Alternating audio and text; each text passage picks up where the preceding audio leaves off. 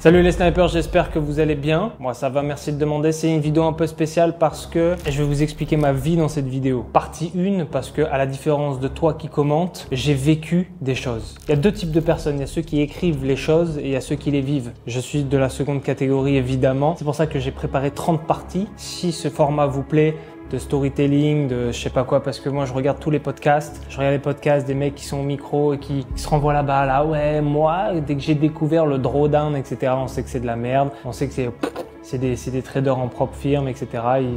Ils cash out juste 1500 € par mois et ils se la racontent autour de podcasts. Moi, j'ai pas besoin d'interlocuteur, j'ai pas besoin de podcast. Je vais directement te parler à toi. J'ai pas besoin de parler aux autres. Ils vont me dire quoi? Alex, comment tu fais? Comment je fais? C'est simple, il suffit de le faire. C'est comme il y en a qui me disent Alex, t'es pas trader. Non, je suis pas trader. Merci, je suis mieux que ça. Je suis plus haut, plus grand, plus fort. Je suis pas juste un trader. Ça serait m'insulter de me dire que je suis un trader alors que j'investis en immobilier, que j'ai d'autres business, que je fais beaucoup d'e-commerce, que je fais ci, que je fais ça, que en plus j'en ta mère. Je veux vraiment pas être vulgaire dans cette vidéo, donc me chauffez pas. La vie, les snipers, c'est un journal de quêtes. Et en fait, plus tu avances dans les quêtes, plus il y a des quêtes qui deviennent vertes. Hein, ça veut dire que tu n'as plus le niveau. Hein. Toi, tu n'as que des quêtes dans la zone de départ, niveau 1, et moi je suis niveau 100, je suis niveau max. Je suis niveau là où je tue des mecs easy qui t'écraseraient en un claquement de doigts. Ça veut dire que toi, t'es PNJ, t'es dans la zone de départ. Moi, je suis joueur solo. J'ai fait ma route, j'ai taillé. Et vous allez voir que la vie, c'est prendre des quêtes, c'est prendre des choix, prendre des opportunités et faire en sorte de bien se concorder. Parce que y en a qui me disent, ouais, mais Alex, toi, t'es qu'un trader. Moi, je suis pas d'accord avec vous, les gars. Je suis pas trader. J'ai fait du trading parce que j'avais pas le choix, en réalité. Moi, je suis beaucoup plus que ça. Moi, je suis un immonde créatif. C'est-à-dire que niveau création, je vous prends, je vous tords. Quand j'étais plus jeune, on m'appelait la machine à idées. Ce qui est vrai, c'est que moi, je suis là, je peux faire 1000 choses en même temps. Je suis plus fort que vous de manière générale. Ça veut dire que quand je rencontre une meuf, elle peut pas m'oublier et elle est obligée pendant 10 ans de m'envoyer des messages tous les ans. La différence, c'est que moi, je fais. Il y en a qui parlent, hein, il y en a qui, comme toi dans les commentaires, qui écrit, oui, moi j'ai fait ci, j'ai fait ça. Moi, je le dis pas, je le fais. C'est la règle de Goldfinger. Ça veut dire que il faut faire et ensuite dire. Ça veut dire que dès que je fais un move, et si je te le dis, t'as 6 mois de retard. C'est ça la différence entre toi et moi. C'est que moi, je dis pas que je vais faire du trading, je l'ai fait. Et j'ai fait du trading malgré moi, les gars. J'ai fait du trading parce que là où j'étais au moment T, je devais graille. J'avais pas de capital de départ. J'avais pas d'argent à mettre dans de l'e-commerce parce que l'e-commerce, on sait très bien que pour faire de l'argent, il faut avoir un budget pub, il faut avoir un budget ci, un budget ça. C'est comme l'autre, la formation où le mec, il te fait une formation de 10 modules. À la fin de la formation, il dit, bon, bah voilà, pour faire de l'argent, vous mettez 150 € par jour en pub et ensuite c'est bon. Hein? Attends, j'ai payé pourquoi là? Ça, c'est un scam. Je veux dire que moi, dès que j'ai commencé, j'avais 50 balles à mettre. Et je vous dirai jamais le montant que j'ai mis parce qu'il est ridicule et vous ne me croirez pas. Donc, le trading, j'en ai fait malgré moi et je me suis accroché parce que j'étais en mode survie. Maintenant, j'ai ce skills du trading, mais j'ai d'autres skills à côté. Je fais tout bien. Le nom des étoiles, je connais. Hein, et le nom des vraies étoiles, pas des étoiles qu'on te dit la grande ours, la casserole, je connais tout, la poêle, les couteaux, les fourchettes. Quand les snipers vous me dites ouais mais toi t'es pas un vrai trader, effectivement je suis pas trader, je suis mieux que ça et c'est ce que je vais vous raconter dans cette vidéo. Ma vie les gars c'est du déclic. Il y en a pour avancer, ils utilisent une chaise roulante. Moi, j'ai pris des portes. Ma vie, c'est des déclics. Ça veut dire que je prends des portes comme ça dans la gueule. Ça veut dire que la réalité, surtout la mienne, c'est la souffrance. Mais il y a deux types de personnes. Il y a ceux qui vont prendre la souffrance et puis devenir une victime. Dire oh, moi j'ai souffert. Et il y a ceux qui vont prendre cette souffrance et le transformer en moteur pour avancer. Je suis de la deuxième catégorie. Ça veut dire que si la souffrance, tu la prends et juste tu plains, t'es une victime. Tu sers à rien, personne t'écoute. En plus, on s'en tape. Donc tant qu'à faire, autant prendre la souffrance et la transformer en quelque chose de positif. Ça veut dire moi, mon environnement de base, je suis pas aidé. Hein, c'est comme j'envoie là l'autre là qui j'ai oublié son nom parce que c'est un pébron. Ça se voit que le mec, il a jamais bossé de sa vie. On n'a pas le même rapport à la souffrance. Moi, j'ai bossé tout en bas. J'ai pas le choix. Et quand on n'a pas le choix, on essaye d'avancer. C'est la réalité de la vie. Hein. C'est pour ça il y en a qui essayent de parler avec moi. Hein, m'envoient des messages en DM. Ouais, ça te dit de faire un podcast. On va rien se dire. On n'est pas amis. On vient pas du même endroit, on vient pas du même milieu. On peut discuter par message. En vrai, on va parler. Donc ça sert à rien. Ça sert à rien. Tout a commencé au bac. Et j'ai eu la chance d'avoir le bac, j'ai eu le brevet avec mention les gars. Mais ça, parce que je suis un génie descendu des dieux. Des mecs comme moi, il y en a tous les 100 ans. Voilà. Normalement, je serais au Panthéon. Mais bon, apparemment, là, c'est fermé. Le bac, ça a été le déclic. Pourquoi? Au bac, En terminale, on commence à vous parler de retraite, on commence à vous indoctriner. Ça veut dire que la fin de l'indoctrination, déjà, elle est un peu terminée. Ça veut dire que vous restez quand même pendant près de 18 ans en cours, on va dire 15 ans, parce que vous commencez à l'âge de 3 ans. Vous restez dans une école et on vous conditionne. On vous prend le petit peuple et on vous met des horaires, une sonnerie, on vous conditionne comme en prison, quoi, comme en 11. On vous met dedans et terminale, terminus, tout le monde descend. Là, c'est la fin. C'est la fin du conditionnement, de l'indoctrinement. Bon, pourquoi pas? On commence à me parler de retraite. Je me dis, mais de quoi tu parles? La retraite, pour moi, dès l'instant T où j'ai entendu ce concept, pour moi, ça a été une douille. Tu travailles déjà pendant 60 ans, si tu arrives à pas crever avant 70, 80 pour les plus endurants d'entre nous, ça veut dire que tu travailles pendant 60, tu vis 10, 20. Le ratio, il est pas bon, les gars. La loi de Pareto, j'entends des gars qui me disent la Pareto le matin, Pareto le midi, Pareto le soir. Les 80-20, ils sont où? Les 80-20, c'est la retraite. Tu travailles 80 et il te reste 20 pour survivre. De 60 à 80 ans, tu peux plus rien faire, tu peux même plus baiser. Et tu veux prendre ta retraite et ne plus travailler, donc ça veut dire que tu es un péon, tu es une unité. Tu vas chercher de la ressource et tu reviens au camp. Et tous les jours, tu fais ça. Pendant que les rois, nous, on organise le royaume. Déjà, ça a été un scam. Je me suis dit, ok, c'est pas pour moi. Alors pourquoi tout de suite je me suis dit c'est pas pour moi? Parce que j'ai un niveau de testo élevé et parce que vous êtes full oestrogène. Ça, c'est une certitude. Mais surtout, le deuxième point, et je vois personne en parler, c'est l'aspect économique. Ton argent, il dévalue. Regarde le monde, à quel point il peut changer en l'espace d'1 an, 5 ans, 10 ans. Tu veux faire confiance à un État, ça veut dire que tu traverses les périodes. 40 ans plus tard, ça veut dire que tu travailles pour 2000 €. Déjà, tu es dépendant de ton travail, donc tu bouges plus. Tu es dans ta zone. Tu es dans ta zone, tu es en Bretagne. Tu bouges plus pendant 40 ans. Tu gagnes 2000 €, 2500 €. Tu as 1 à 2 semaines, voire 3 semaines de vacances par an. Tu vas pas trop loin en vacances parce que tu n'as pas le temps. Donc, tu vas en Grèce, tu fais l'Italie 15 fois. Bon, voilà, c'est chiant, on connaît, les pizzas, etc., les pastas. Et ensuite, à l'âge de 60 ans, tu récupères 1500 € parce que tu as accumulé des annuités. Mais tes 1500 €, c'est pas les 1500 € que ce que tu gagnais dans les années 80. Ton argent, au fil du temps, il dévalue. Surtout dans la crise actuelle, il dévalue. C'est-à-dire comment tu peux donner ton argent à un État qui ne fait que des mauvais choix et 40 ans plus tard avoir une vision de oui, il va me le rendre de toute façon. Tu choisis un ami, je te donne 10 000 balles. Dans 40 ans, chaque mois, tu vas me donner 1000 balles pendant 1 an. Cet ami, il peut crever. Cet ami, il peut complètement changer de pays. Alors, tu le ferais même pas à un ami. Alors, pourquoi tu le ferais à l'État? Je comprends pas. Ouais, parce que c'est sécure. Il y en a, ça fait 8 mois qu'ils attendent leur retraite. Il y en a, ils sont obligés de vivre sur leurs réserves parce que la retraite les a oubliés. Sachant que dans 40 ans, imagine la France dans 40 ans. On sait même pas si la Belgique va nous envahir et ça va devenir un royaume avec des frites. On sait même pas ce qui va se passer. Comment tu peux faire ce deal? Le deal est pas bon, les gars. Le deal est mauvais. Et moi, rien que ça, déjà, au bac, j'ai l'impression que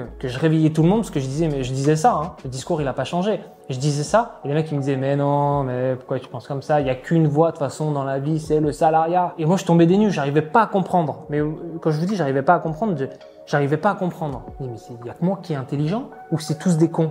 Maintenant, j'ai la réponse. Deuxièmement, la retraite, le problème, c'est le concept d'arrêter de travailler. J'aime pas ce concept, je déteste ce concept. Je déteste les gens qui arrêtent de travailler. Moi, si j'arrête de travailler, je meurs. Je me fais chier. Tu fais quoi, toi? T'arrêtes de travailler, t'es au chômage, quoi. Tu te branles 20 fois par jour. C'est de la merde. Je veux dire, c'est quoi? C'est quoi le principe d'arrêter de travailler? Les Chinois, c'est dans leur culture, ils ont un dieu de l'argent, un dieu du travail. Quand ils souhaitent bonne année, ils te disent bonne année et que richesse soit sur toi. En France, on veut arrêter de travailler. Moi, j'arrête de travailler, je deviens alcoolique. Directement. Je veux dire, j'arrête de travailler, ça y est, vous me voyez, je suis alcoolo et puis je fais rien de mes journées. Si je travaille pas, j'ai pas d'âme. Et pourtant, c'est démocratisé. En France, tout le monde a sa technique pour pas travailler. Ouais, moi je fais 3 mois d'intérim et ensuite j'ai un chômage pendant 6 mois. Là, le RSA, faut que je dise que en fait, j'ai pas trouvé de taf, mais c'est un peu faux parce que j'ai pas cherché pour avoir 500 € pour pas travailler. Et moi, si je travaille pas, si j'avais pas travaillé dans ma vie, j'aurais pas pris les portes que j'ai prises, que je vais vous raconter. Et surtout, je serais resté dans mon patelin dans le sud. Ne pas travailler, ce concept de ne pas travailler, c'est de la merde. Moi, je suis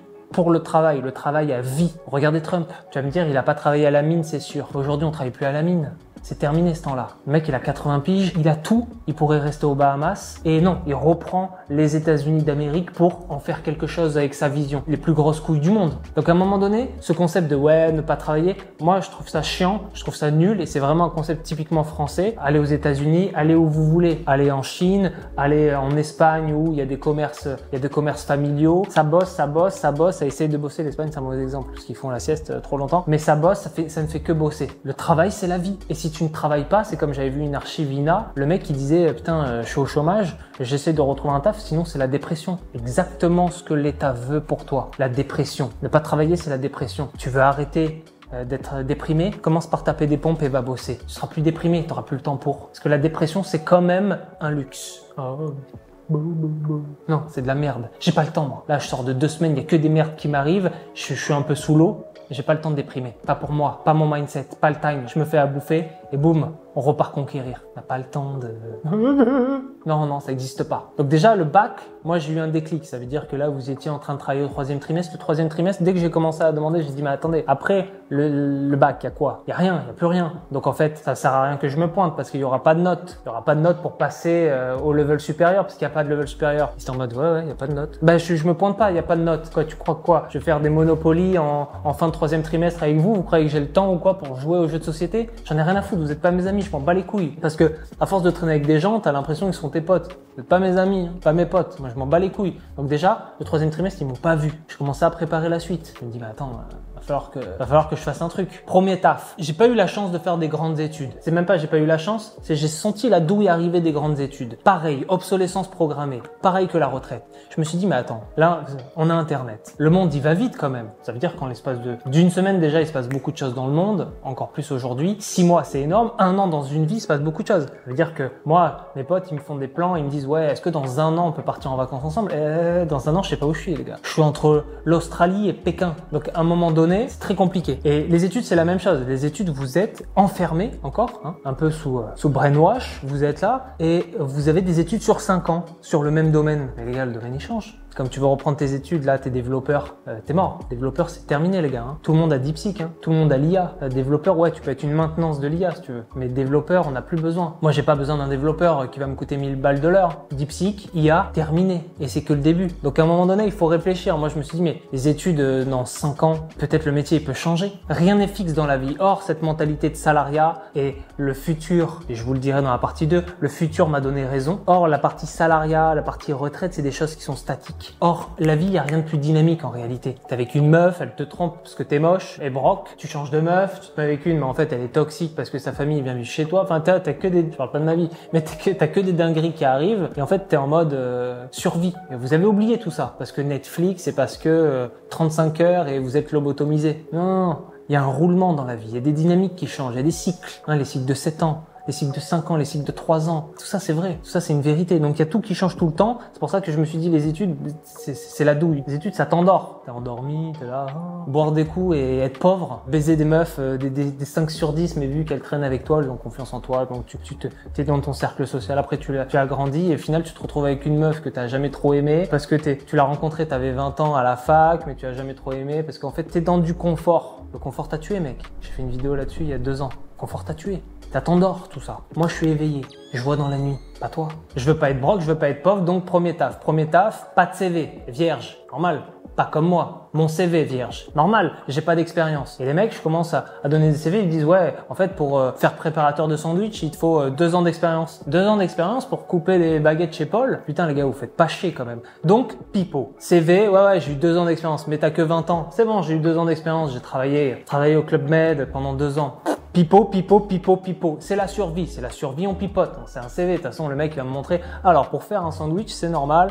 Il faut mettre le cheese, il faut mettre la salade, il faut mettre les trucs et voilà, t'as un sandwich. C'est bon, j'ai pas besoin de 2 ans pour comprendre ça. Tu me le montres une fois, je capte, tac, je le fais. Même ça, je l'ai pas eu. Mon premier taf, Monoprix, rayonnage de 5h à 11h. Donc déjà, tu te lèves à 4. T'arrives à 11h, tu te couches, tu t'écrases. Mon travail, c'est simple. T'as de l'expérience? Ouais, j'ai de l'expérience, j'ai travaillé à Franprix. Parfait. Je vais te montrer comment se passent tes journées. Voilà, tu as des rayons, tu prends les barquettes, tu les mets. Un jour, je mets une barquette, il me dit hey, t'as été promu. Je dis oh, putain, c'est bon là, c'est bon, je commence à m'élever du système. T'es au rayon shot maintenant, t'es au rayon papier cul. C'est plus léger que les boîtes de conserve, t'as moins de pénibilité. Mais c'est quoi cette vie les gars? Donc déjà, premier déclic, première porte, je suis traité comme une merde. J'ai mon t-shirt Monoprix que 1000 mecs ont porté, qui passe plus au lavage. Hein, il y a même plus Monoprix, il y a Mono qui est complètement niqué par la machine à laver. Ça, c'est la souffrance. première porte. Boum. Je me dis, c'est ça la vie? Premier taf, premier déclic. Peu importe, ça rapporte du fric. T'es une merde, mais c'est bien payé. Je t'ai payé 1000 balles, net. Waouh! Je vivais dans le sud de la France. Les loyers sont expensive as fuck. Déjà, de comprendre que t'es traité comme une merde, ça te fait pas idéaliser le monde du travail. Quand t'es en études pendant 5 ans, t'idéalises. Moi, après 5 ans, je vais sortir, je vais plafonner à 3500, 4000 parce que quand je tape ça sur Google, la première réponse c'est ça. Non, t'as pas compris la réalité. T'as pas compris qu'il y a des petites entreprises. T'as pas compris que Google, en fait, il te donne une moyenne, mais c'est pas du tout le cas. T'es dans une ville, t'es à Caen, tu vois, t'es pas payé 3000. Tu vas faire 5 ans d'études, ils vont te prendre en tant que stagiaire et ensuite tu seras payé 1005. Et après, pour monter à 2000, va falloir s'accrocher, va falloir un peu sucer des queues à droite à gauche et passer sous le bureau. C'est ça la réalité. Donc le fait déjà de commencer tout en bas de la pyramide, d'être traité comme une merde, ça te fait pas idéaliser le monde du travail. À l'inverse, tu deviens réaliste. Tu réalises complètement ce que c'est. Tu réalises la réalité. Ça, c'est la réalité. La réalité, c'est ça. Précisément. Ça veut dire que tu es tout en bas de la pyramide et tu es traité comme une merde. Anecdote, le matin en plus, je devais faire les poubelles à Monoprix. Donc tu prends les poubelles, tu les mets dehors, il est 5h30, 6h du mat. Tu as le mec qui arrive, tu discutes un peu, machin, il s'en fout, tu sais, on est à l'heure du premier café, hein, donc on est tous explosés. Et il y avait les clochards qui attendaient. Donc moi, je vois les clochards et tout, moi je m'en fous. Je mets la poubelle près du mur et les clochards arrivent pour ouvrir les poubelles. Et là, j'ai mon boss, une petite merde, une petite teigne, je sais plus comment il s'appelait, mais je me souviens si je te croise, une petite teigne qui dit tu les empêches hein, de regarder dans les poubelles, parce que dans les poubelles, il y a les impayés. Hein, date d'expiration de 2 heures, ils mettent tous les impayés, alors que bon, tu le laisses au frigo, c'est bon quoi. Non, les impayés, ils ont pas le droit, hein, ils ont pas le droit. Moi je lui dis, mais on s'en fout. Enfin, je veux dire, toi tu vas pas les garder chez toi, donc on les met. Ouais, non, c'est les consignes. Hein. Donc déjà, tu comprends les petits chefs et tu comprends la psychologie des mecs qui en sont là. C'était le manager, donc en fait, tu vois, c'était petit chef. Déjà, c'était pas grand chose. Là, moi, le mec, il me parle comme ça, il est 5h du mat, je lui dis, ok, toi c'est mort. Dès que t'as le dos tourné, je vais tout donner aux clochards. C'est les mecs qui sont en mode survie. Moi, je suis en mode survie, ils sont en mode survie, tu vois, je les vois, je suis à 2 doigts de comprendre. Tu vois, si je travaillais pas, je serais de votre côté, les gars. Donc, mode survie, faut survivre. Donc, les matins, je dis, ah, tiens, il t'a appelé et tout, ah, ok, je vais, donne pas, hein. Non, t'inquiète, je donne pas. De toute façon, c'est des bâtards. Tu sais, je lui dis ça au petit chef. C'est des bâtards, de toute façon, je donne pas.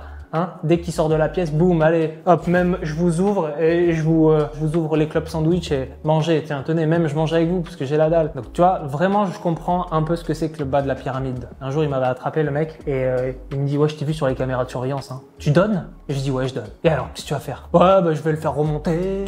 Quand je te dis un truc, t'es obligé de la... Tu sais, je faisais des moves comme ça. Je dis, de quoi tu me parles? Dégage. Je donne si je veux. C'est bon, c'est pas... Ah, mais c'est ma responsabilité. T'as pas le droit de faire ça parce que dans la charte, il dit ta gueule. Il dit casse-toi, c'est pas deux clubs sandwich qui vont te faire perdre ton job. Si t'as peur, si t'as des insécurités, c'est pas le problème. 5h du mat, tout le monde a faim, ils attendent, c'est bon. On avait des poubelles d'impayés parce que dans l'agroalimentaire, ils jettent énormément des produits frais, hein, des produits qui ont 2 heures d'expiration. Vas-y, ça part. Les saucissons, tout ça, ça part. C'est bon, fais pas chier. Il était un peu remonté, je lui dis c'est bon. Tais-toi. Il s'est rien passé pour moi, il s'est rien passé pour lui. Après, je me faisais respecter. Donc après, il suffit un peu de toujours taper du poing sur la table.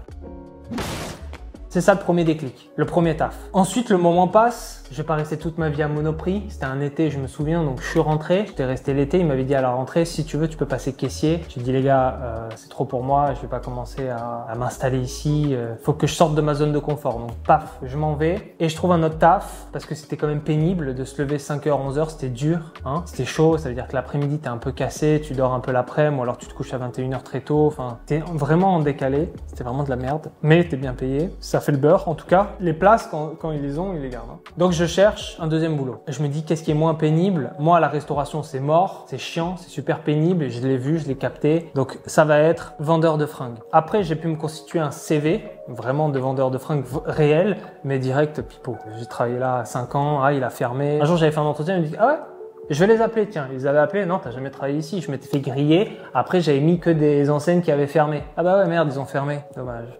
Licenciement économique. Tu me baisses pas 2 fois au même jeu. Donc directement, deuxième taf. Avant de passer au deuxième taf, faut comprendre le deuxième gros déclic, c'est la vie hors taf. Quand tu travailles comme une merde dans un salariat, t'as l'à côté. Ça veut dire que t'as une vie de merde, t'as une routine de merde. Forcément, t'as tes amis qui disent allez, tu viens boire une bière. C'est pour ça que je le dis souvent. Je dis bon, tu te mets en mode moine, t'arrêtes de boire des bières parce que moi aussi, ça m'est arrivé. Ah viens, on sort. Vas-y, on sort, on boit des coups, on boit des bières. Et cette vie, elle est horrible.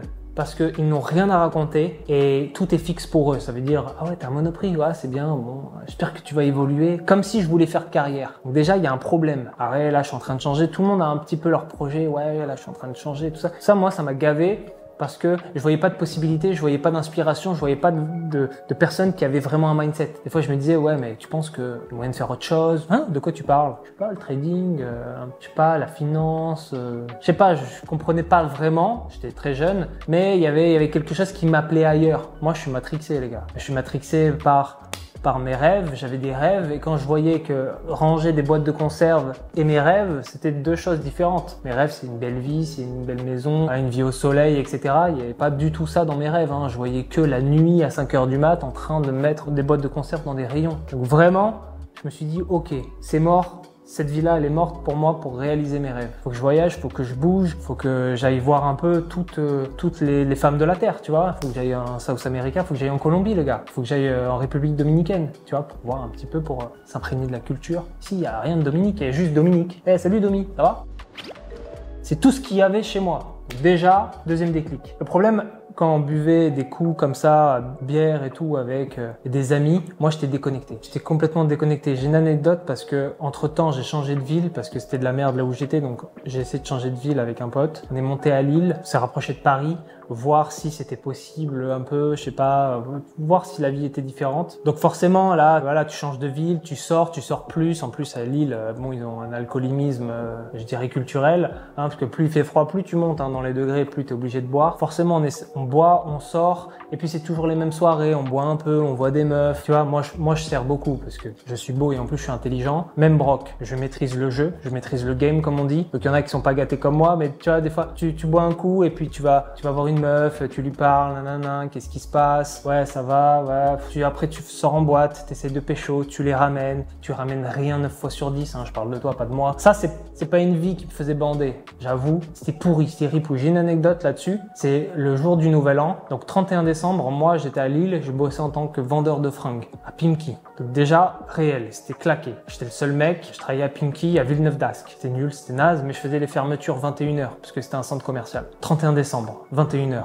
Je finis, je rentre à Lille parce que j'habitais à République à Lille. Je prends le tromé, je vois mon pote, il me dit il faut acheter de l'alcool. Je dis putain, t'as eu toute la journée, t'as rien fait? Je dis bon, c'est bon, on va acheter de l'alcool. On trouve difficilement de l'alcool, on va dans une boîte, le Smile, et là on commence à boire. Mais c'est nul, tu vois, je suis fatigué, j'ai envie de me poser, mais c'est le 31, donc il faut absolument faire quelque chose. Ça aussi, ça me casse les couilles. Ah, c'est le 24 décembre, il faut offrir des cadeaux, tu vois, c'est de la merde, tu vois. L'anniversaire, ah ouais, s'ouvre tes bougies, ça me fait chier, ça m'emmerde. Donc on est le 31 décembre, on est en boîte, que des moches, Lille. Vraiment, c'était pas le meilleur cru, c'était pas la soirée c'était vraiment les vignes, mais là c'était les raisins secs. Donc là, on voit des meufs et tout, on leur parle, bon, l'alcool, bon, une 4 devient un 6.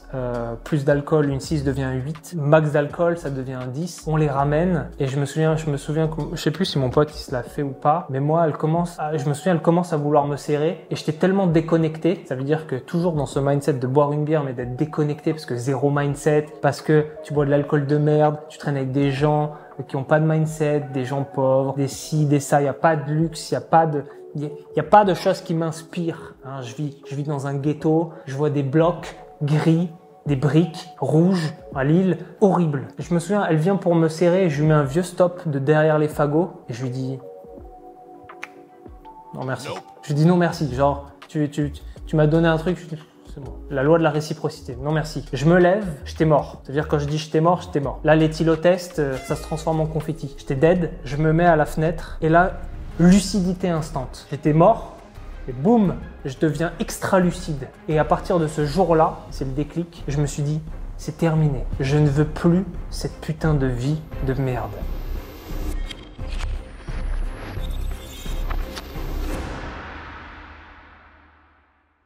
La suite à la partie 2.